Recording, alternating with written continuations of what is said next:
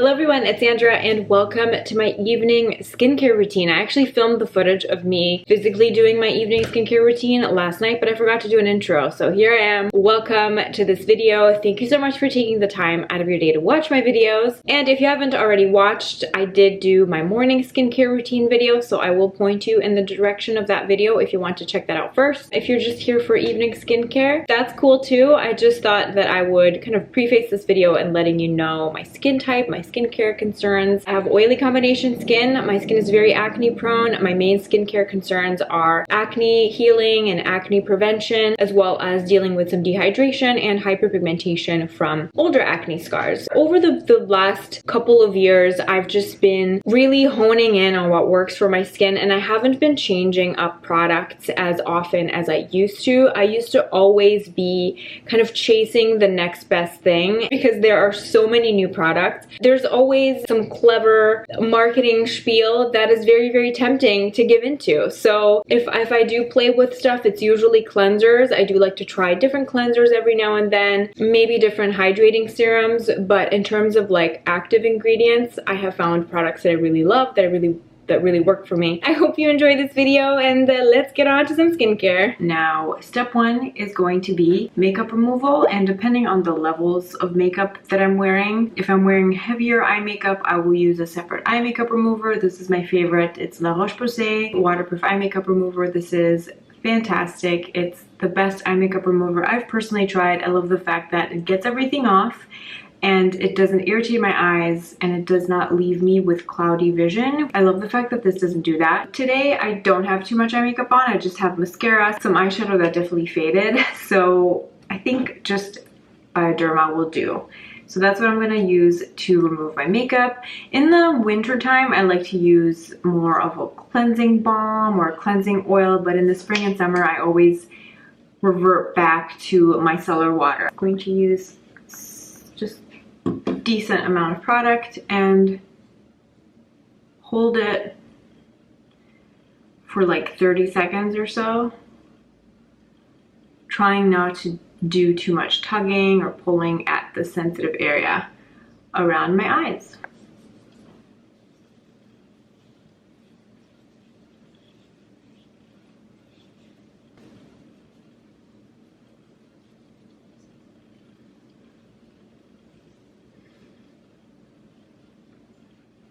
Alright, so once I take the bulk of my makeup off, I will go in with an actual proper cleanser, and the one I really like is the Jordan Skin After Show Treatment Cleanser. It's like a gel to oil texture, and I definitely find that it requires a little bit of warm water and a washcloth to properly remove it from my skin. I heard that if you live in a soft water environment, you can get away with just rinsing this with water. Where I live, the water is quite hard, so I definitely feel like this leaves a residue on my skin unless I use a washcloth to remove it. So, fun fact, I just like to take about like a nickel-sized amount. I love the way this smells. He also has a sensitive skin version that doesn't have any like plant extracts or enzymes in it. So if you have sensitive skin, you might want to check that out. But this is just the one that I've been buying for the last year and a half, and I really enjoy it. My skin really likes it. I love the feeling of it on my skin. I love giving myself a little bit of a massage with it. It really cleanses my skin without leaving it feeling dry. It just leaves it feeling really nourished, clean at the same time, which I love. Then when it's time to remove it, I use a washcloth, some warm water, but not too hot. Hot water can actually end up irritating the skin even more.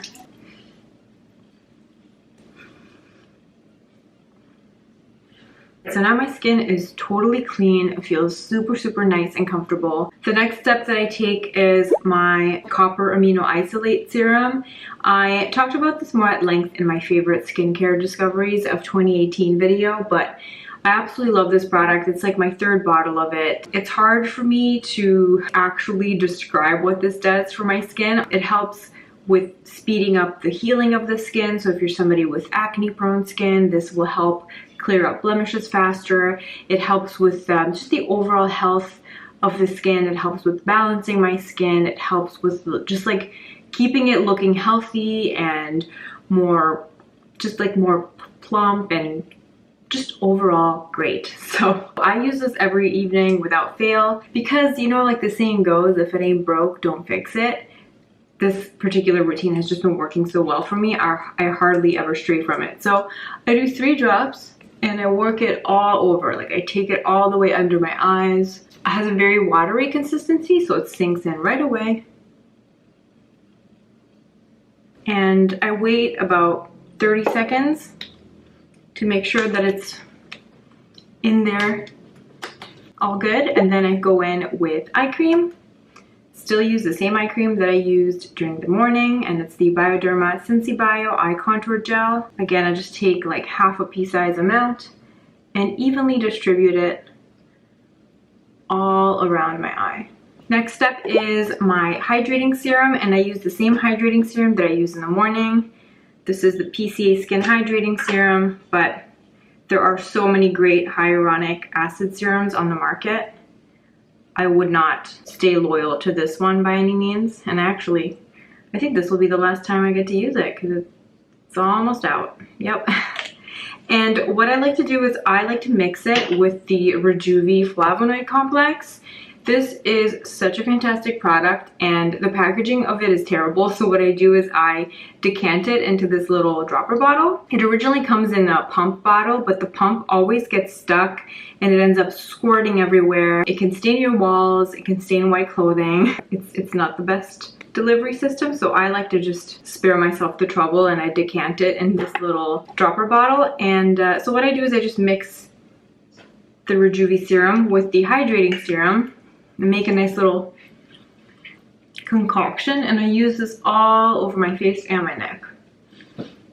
The hyaluronic acid will help keep the skin plump and hydrated. It will attract water to the skin. The flavonoid complex contains vitamin K. I learned about this product from Nerida Joy. She says it feeds the skin nutrients that it needs to stay healthy and balanced. The serum has a bit of an oily texture, but by mixing it with the hyaluronic acid serum, it kind of takes away that oiliness, so it doesn't feel heavy or cloying at all. When I first bought that serum, the Rejuvi Flavonoid Complex, I was just using it by itself, and I had a hard time getting it to sink in. It kind of felt oily and kind of sticky and heavy, so by like toning it down, mixing it into a hyaluronic acid serum, I found it a lot easier to work with.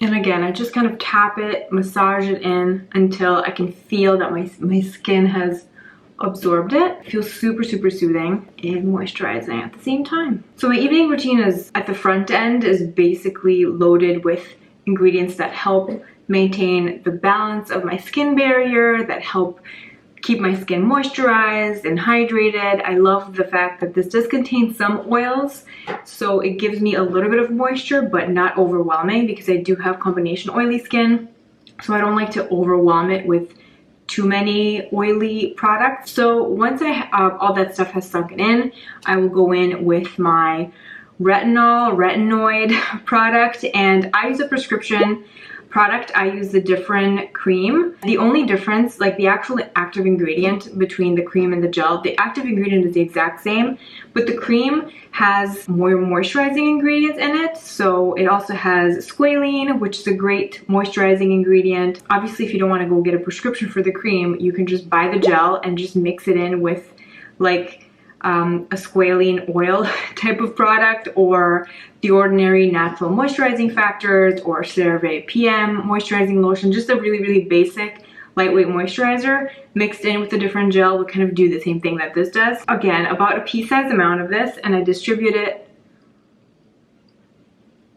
on the perimeter of my face, kind of focusing it on the areas where I tend to break out. It's a wonderful ingredient. It's a wonderful product. It's not quite as strong as the active ingredient in Retin-A, but it's stronger than a retinol that you would buy at Sephora. So my Differin cream is on, and like I mentioned, because I use the Differin cream, I don't feel the need to use a separate moisturizer.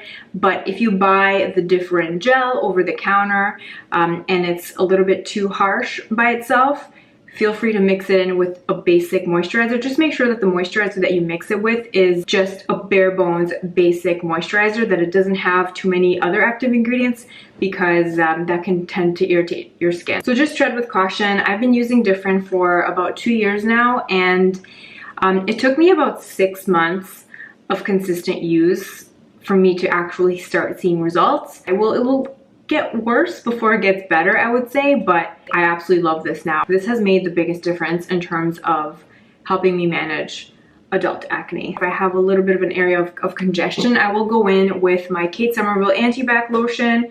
I have been using this for years. I mentioned this when I did my most repurchased beauty products video.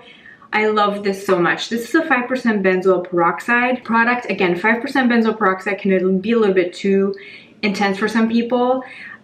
Maybe try experimenting with something with a lower concentration. Paula's Choice has a 2.5% benzoyl peroxide product that is really great. I take a small amount, about half a pea size, and I kind of dot it where I am prone to breakouts. Obviously, if I have clogged pores on my forehead, I will apply some over there as well. It tends to clear anything up or just prevent stuff from actually popping up. If I just notice that something's starting to brew, this routine usually annihilates anything within like 24 to 48 hours. I personally don't find this drying at all, which is why I really enjoy it and which is why I keep repurchasing it. I am really used to it because I've been using it for years. If you're not acne prone, lucky you, instead of using these two products at night, you could just use a retinol product, an over-the-counter retinol product. There are so many great ones on the market now, and I can't honestly recommend too many because I personally have not tried that many. This has been making me happy. This has been delivering the results that I want.